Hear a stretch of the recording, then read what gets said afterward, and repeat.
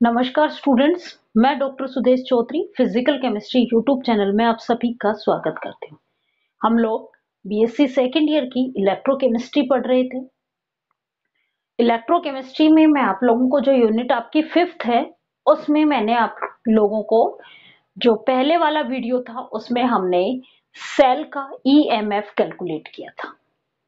आज हम single electrode potential के बारे में पढ़ेंगे कि सिंगल इलेक्ट्रोड पोटेंशियल किसे कहते हैं, इसको हम कैसे मेजर किया जाता है, और उसके बाद मैं आपको बताऊंगी कि इस single electrode standard single electrode का यूज करते हुए एक सीरीज बनाई गई और उस सीरीज को हम इलेक्ट्रोकेमिकल सीरीज कहते हैं। और उस इलेक्ट्रोकेमिकल सीरीज के क्या क्या यूजेस हैं, ये हमें किसके बारे में बताता है, ये सब आज हम इस वीडियो लेक्चर में स्टडी करेंगे।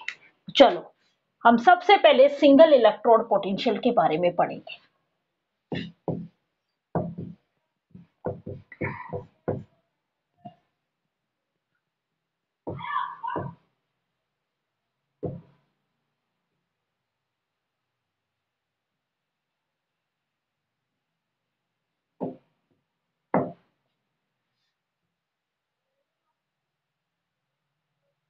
इलेक्ट्रोकेमिस्ट्री सेकंड,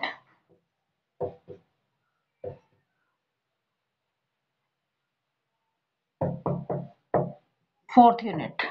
इसमें आज हम पढ़ेंगे, सबसे पहला टॉपिक मैं आपको पढ़ा रही हूं सिंगल इलेक्ट्रोड पोटेंशियल। पिछले वीडियो लेक्चर्स में मैंने आप लोगों को सेल का इलेक्ट्रोमोटिव फोर्स या कहें कि सेल का पोटेंशियल कैलकुलेट कराया था। वहां पे हमने सेल का पोटेंशियल कैलकुलेट करने के लिए पोटेंशियोमीटर काम में लिया था। यहाँ पे भी हम इस सिंगल इलेक्ट्रोड का पोटेंशियल कैलकुलेट करने के लिए पोटेंशियोमीटर ही काम में लेंगे। लेकिन हमें पता है कि सिंगल इलेक्ट्रोड जो है वो कभी भी सेल नहीं बनाता। क्या नहीं बनाता? सेल नहीं बनाता। मीन्स हमें कंप्लीट सेल चाहिए तो हमें 2 इलेक्ट्रोड चाहिए। अब 2 इलेक्ट्रोड है तो हम उस सिंगल इलेक्ट्रोड का पोटेंशियल जो है वो कैलकुलेट नहीं कर पाते हैं। क्या नहीं कर पाते हैं? कैलकुलेट नहीं कर पाते, क्योंकि हमें पता है कि जो रिएक्शंस होगी वो कैसी होगी? Redox reactions. अब रिडॉक्स रिएक्शंस होगी तो किसी एक इलेक्ट्रोड पे ऑक्सीडेशन होगा और किसी दूसरे इलेक्ट्रोड पे रिडक्शन होगा साइमल्टेनियसली। मींस एक इलेक्ट्रॉन देगा और एक इलेक्ट्रॉन लेगा। तो ये जो दोनों प्रोसेस हो रही है ये साइमल्टेनियसली एक साथ होती हैं। इसलिए इन दोनों प्रोसेस को करवाने के लिए हमें कितने इलेक्ट्रोड चाहिए? 2 इलेक्ट्रोड। मींस सेल हमेशा जो है वो पेयर ऑफ इलेक्ट्रॉन्स होते हैं। सेल में क्या होते हैं? एक पेयर ऑफ इलेक्ट्रॉन्स होते हैं, इलेक्ट्रोड होते हैं। तो हमें इस सिंगल इलेक्ट्रोड का पोटेंशियल जो है वो कैलकुलेट करना डिफिकल्ट होता है। जिस इलेक्ट्रोड के ऊपर, जिस इलेक्ट्रोड पे ऑक्सीडेशन हो रहा है, जिस इलेक्ट्रोड पे ऑक्सीडेशन हो रहा है उसके पोटेंशियल को हम ऑक्सीडेशन पोटेंशियल कहा जाता है। ऑक्सीडेशन पोटेंशियल कहा जाता है। और जिस इलेक्ट्रोड पे रिडक्शन हो रहा है उसके पोटेंशियल को हम रिडक्शन पोटेंशियल कहा जाता है। लेकिन अब बात तो यही हुई, और पूरे सेल के पोटेंशियल को जो इन दोनों इलेक्ट्रोड से बनता है उस सेल के पोटेंशियल को रिडॉक्स पोटेंशियल कहा जाता है। क्या कहा जाता है? रिडॉक्स पोटेंशियल कहा जाता है। और इस रिडॉक्स पोटेंशियल, पोटेंशियल या इलेक्ट्रोमोटिव फोर्स, इसको हमने कैलकुलेट किया था पोटेंशियोमीटर से। हम एक सिंगल इलेक्ट्रोड का पोटेंशियल कैलकुलेट नहीं कर पाते हैं। इसके लिए हम इस सिंगल इलेक्ट्रोड का पोटेंशियल कैलकुलेट करने के लिए हम एक रेफरेंस इलेक्ट्रोड को काम में लेते हैं।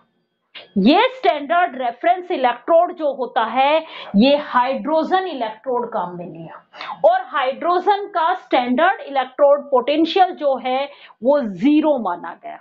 तो अब जो सेल का पोटेंशियल होगा वो उस इलेक्ट्रोलाइट का पोटेंशियल होगा, क्योंकि एक इलेक्ट्रोड तो हमने क्या ले लिया, हाइड्रोजन इलेक्ट्रोड, और उस हाइड्रोजन इलेक्ट्रोड का जो पोटेंशियल था वो हमने क्या मान लिया, 0।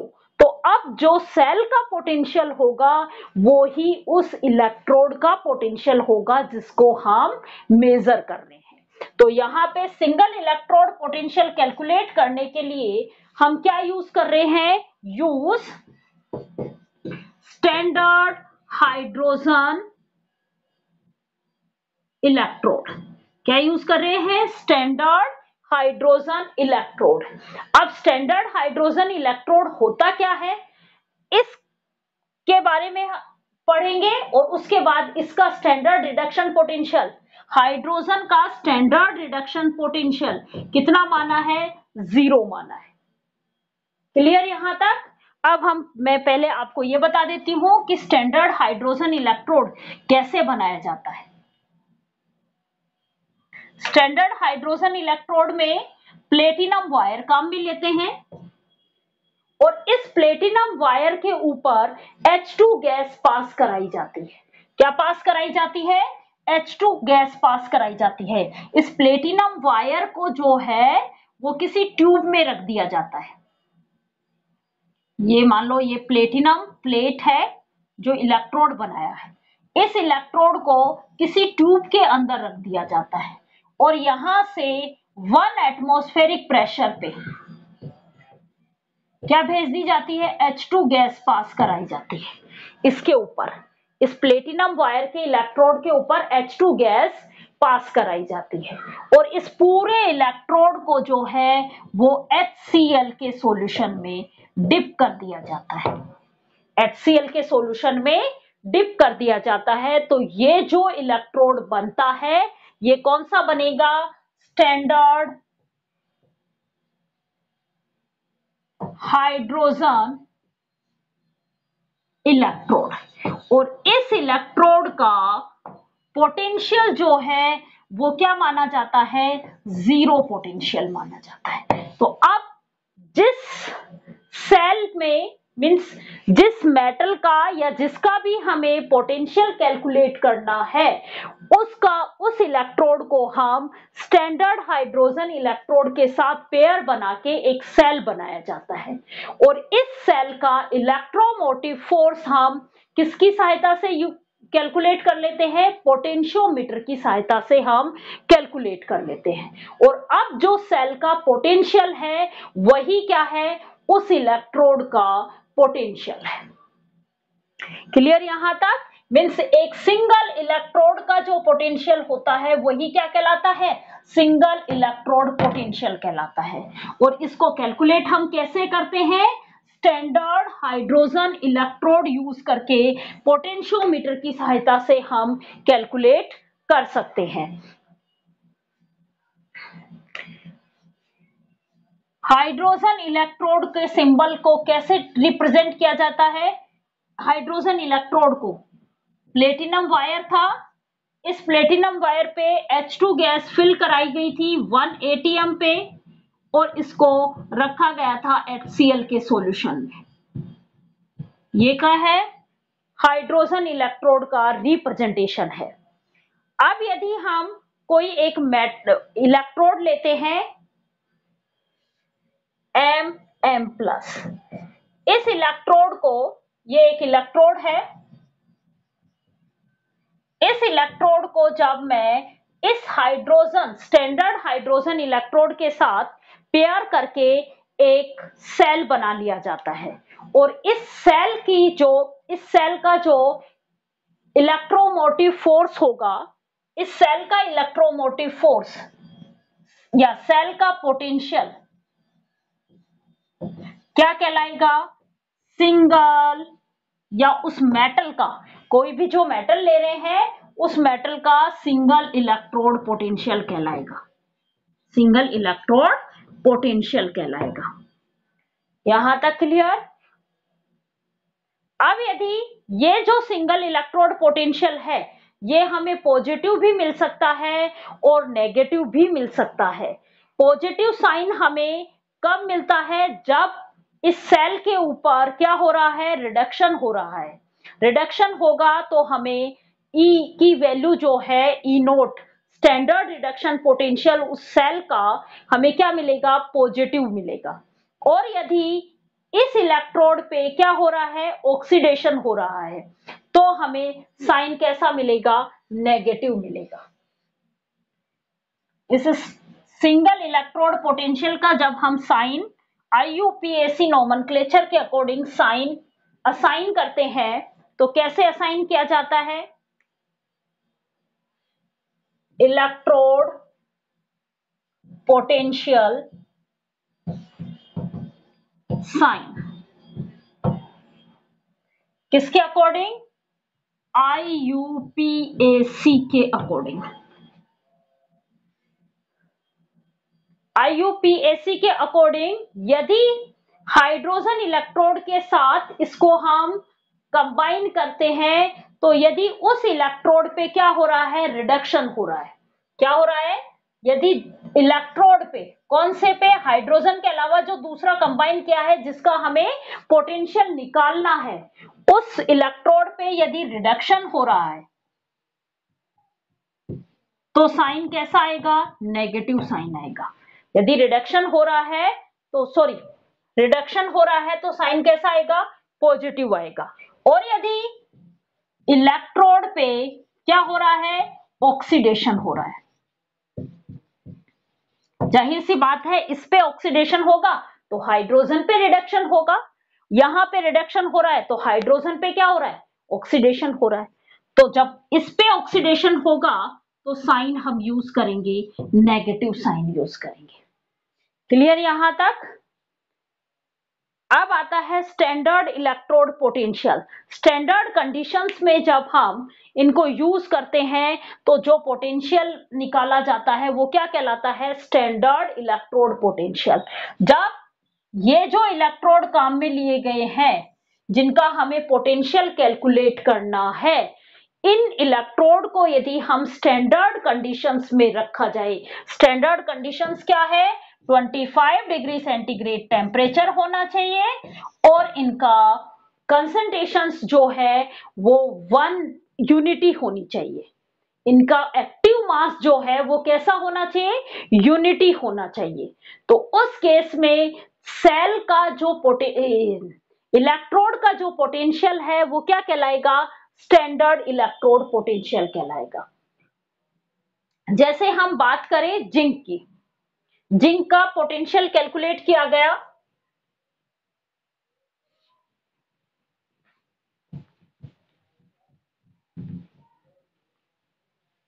स्टैंडर्ड रिडक्शन पोटेंशियल में हम बात कर रहे हैं जिंक के इलेक्ट्रोड के।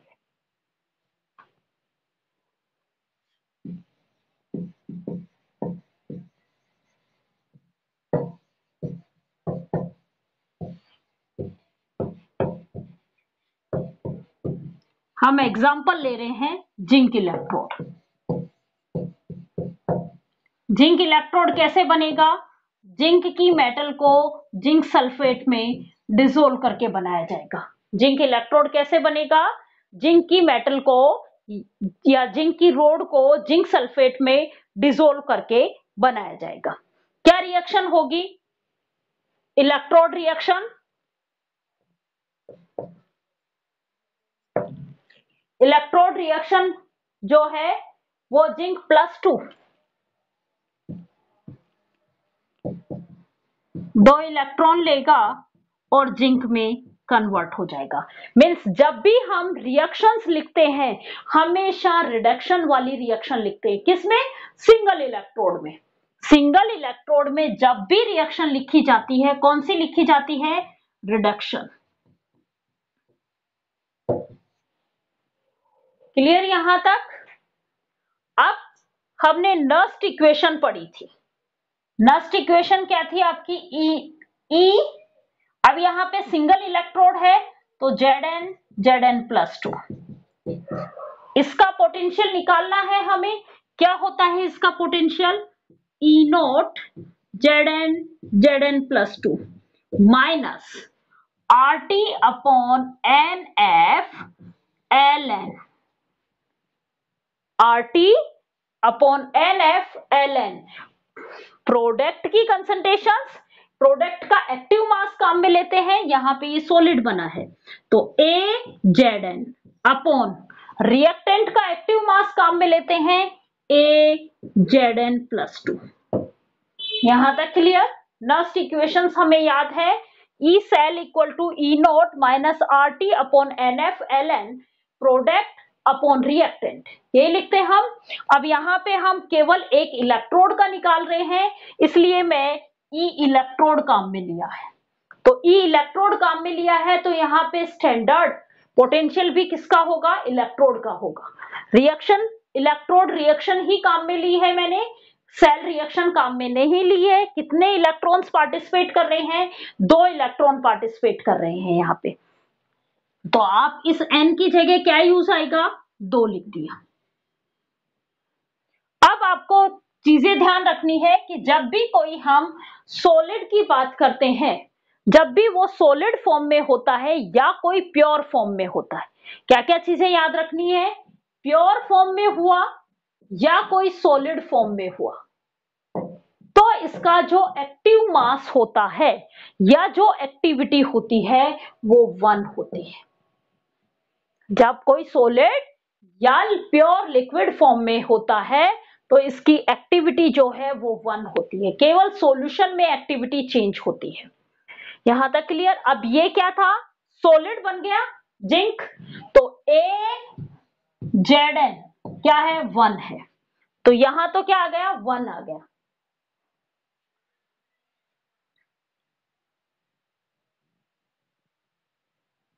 तो मेरे पास क्या आया? Zn प्लस 2 किसके इक्वल बना? E note Zn plus 2 minus RT upon 2F ln, ऊपर 1 अपॉन AZn प्लस 2। अब मैं क्या निकाल रही हूं? क्या कैलकुलेट कर रही हूं? Standard reduction potential. तो स्टैंडर्ड कंडीशन काम में लूंगी। स्टैंडर्ड कंडीशंस काम में लेने पे मैंने क्या कहा था? 25 डिग्री सेंटीग्रेड टेम्परेचर होना चाहिए और उस इलेक्ट्रोलाइट की कंसंट्रेशंस जो है वो यूनिटी होनी चाहिए।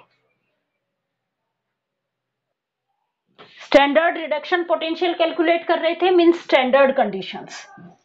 और जब स्टैंडर्ड कंडीशंस काम में लेंगे हम तो इनकी जो कंसंट्रेशन है, इनका जो एक्टिव मास है वो हम क्या लेंगे? यूनिटी काम में लिया जाएगा। तो AZn प्लस 2 की वैल्यू भी मैंने 1 यूनिटी कर दिया। तो जैसे ही मैंने 1 किया तो ln की वैल्यू पूरे की क्या आ गई? भी इसकी वैल्यू भी 1, तो ln 1, और ln 1 की वैल्यू क्या होती है? 0 होती है। उस केस में जब कंसंट्रेशंस क्या हो? यूनिटी होती है, उस केस में इलेक्ट्रोड पे क्रिएट पोटेंशियल क्या कहलाता है? स्टैंडर्ड इलेक्ट्रोड पोटेंशियल कहलाता है। क्या डेफिनेशन बताई मैंने कि जब कंसंट्रेशंस जो है वो यूनिटी होती है, उस केस में इलेक्ट्रोड के ऊपर जो पोटेंशियल क्रिएट होता है वो पोटेंशियल उस सेल का स्टैंडर्ड रिडक्शन पोटेंशियल कहलाता है।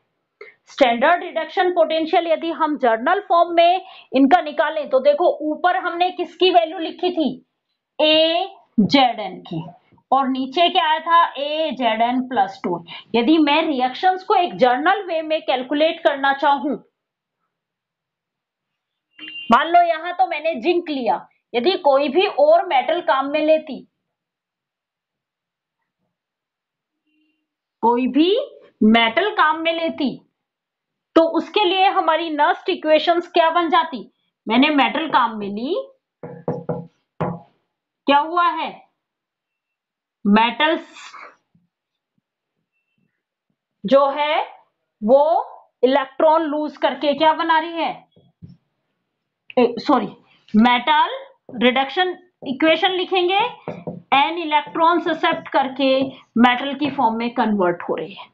उस टाइम हमारी ई इलेक्ट्रोड क्या होगा, E naught electrode minus R T upon n F l n, R T upon n F l n. मान लो ये जो मेटल है ये मेटल फॉर्म में नहीं आई, कोई आयन की फॉर्म में आई। मान लो ये कंप्लीट आयंस की फॉर्म, न्यूट्रलाइज नहीं होता, मेटल की फॉर्म में नहीं होता, ये आयंस की फॉर्म में होता, तो ये आपकी कौन सी फॉर्म होती, रिड्यूस स्टेट है। और ये कौन सी स्टेट है, ऑक्सीडाइज स्टेट। ये कौन सी स्टेट है, ऑक्सीडाइज स्टेट। तो उस केस में हम क्या लिखते हैं, ई इलेक्ट्रोड, हमें क्या मिलता, E naught electrode standard reduction potential उस इलेक्ट्रोड का minus R T upon n F l n, कौन सी state, reduce state, a reduce state. और नीचे कौन सी स्टेट आती, ए ऑक्सीडाइज स्टेट। ये हमें याद रखनी है एक इक्वेशन। इस इक्वेशंस का यूज करके आगे हम टाइप्स ऑफ सेल पढ़ेंगे, उन सेल्स में हम इस इक्वेशंस का यूज करके टाइप्स ऑफ इलेक्ट्रोड पढ़ेंगे, सॉरी सेल नहीं, टाइप्स ऑफ इलेक्ट्रोड पढ़ेंगे।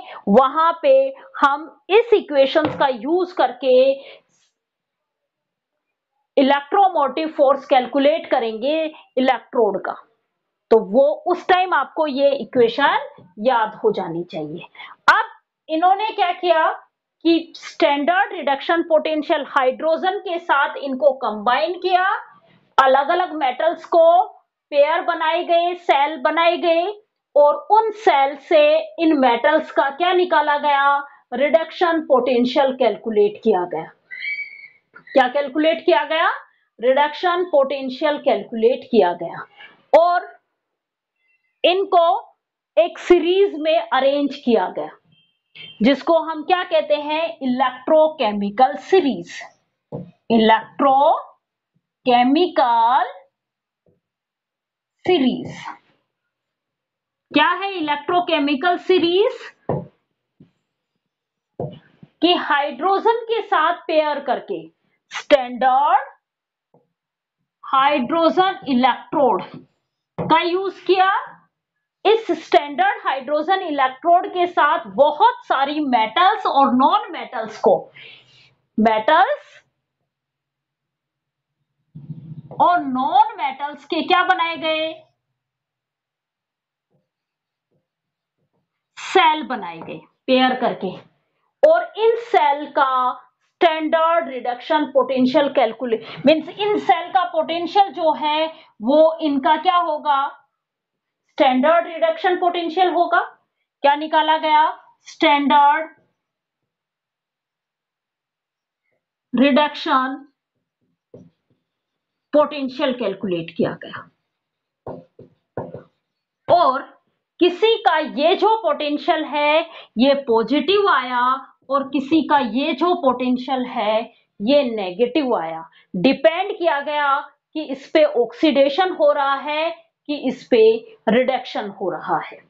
क्या हो रहा है, किस बात पे डिपेंड करेगा, कि इस पे ऑक्सीडेशन होगा या इस पे रिडक्शन होगा।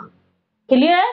और उसके बाद इन रिडक्शन पोटेंशियल को पॉजिटिव और नेगेटिव बहुत सारी मेटल्स और नॉन मेटल्स का पोटेंशियल निकाल के और इनको एक अरेंज किया गया।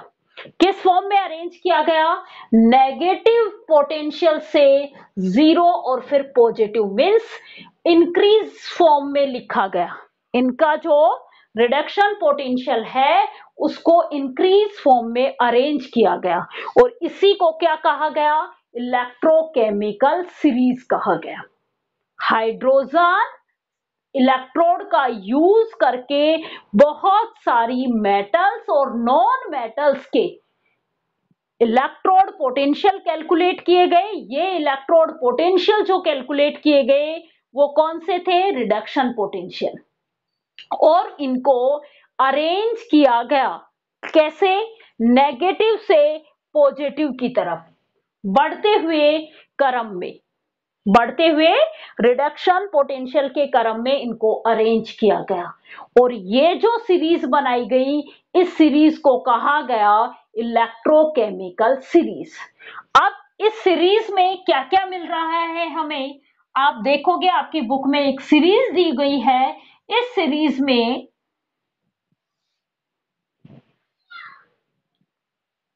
कौन सा इलेक्ट्रोड, लिथियम का इलेक्ट्रोड काम में लिया, तो इलेक्ट्रोड रिएक्शन क्या होगी,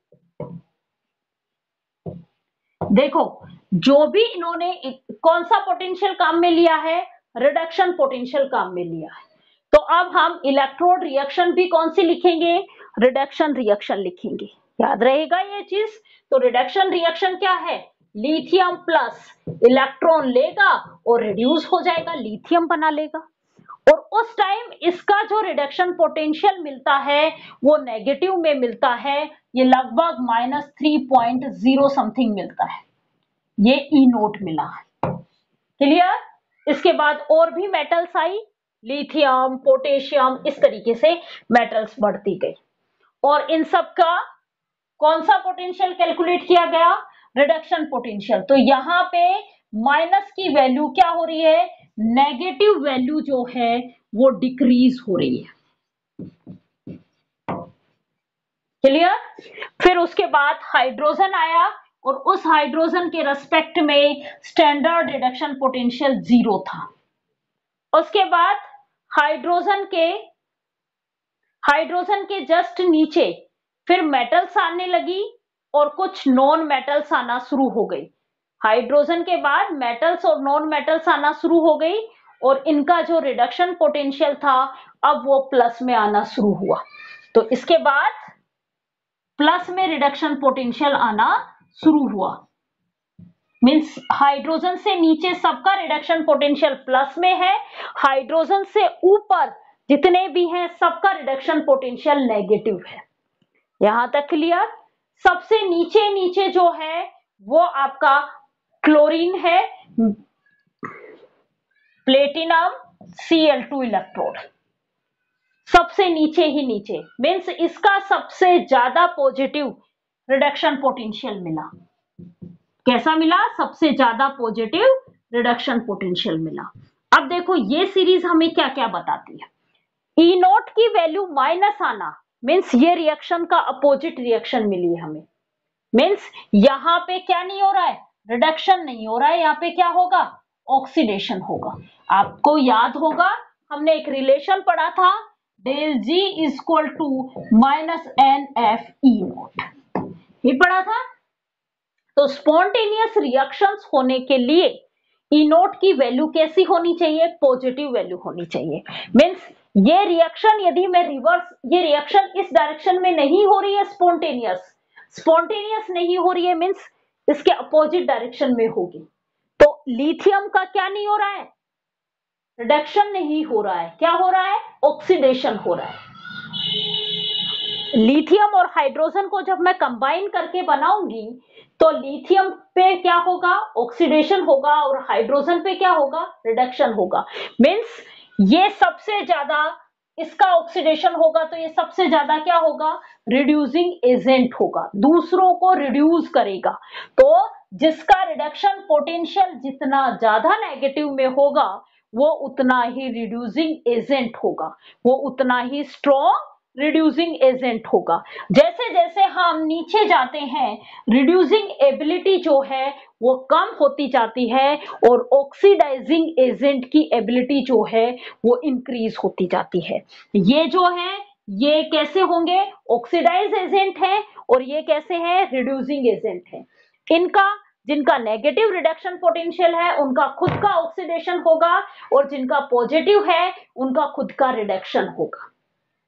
ये थी आपकी इलेक्ट्रोकेमिकल सीरीज जो आपको याद रखनी है, और किस तरीके से है, किसका ऑक्सीडेशन हो रहा है, किसका रिडक्शन हो रहा है, ये बात भी आपको याद रखनी है। जो हाइड्रोजन से ऊपर आते हैं उन सभी का क्या होगा, खुद का तो ऑक्सीडेशन होगा और वो रिड्यूसिंग एजेंट होंगे। जो हाइड्रोजन से नीचे आते हैं उनका खुद का तो रिडक्शन होगा और वो ऑक्सीडाइजिंग एजेंट होंगे। ये इलेक्ट्रोकेमिकल सीरीज हमारी कंप्लीट हो गई है।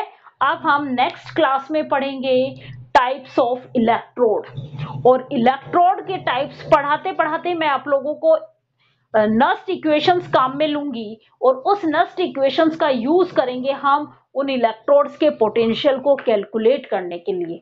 तो वो आज वाली इक्वेशंस आपको ध्यान होनी चाहिए। Thank you students.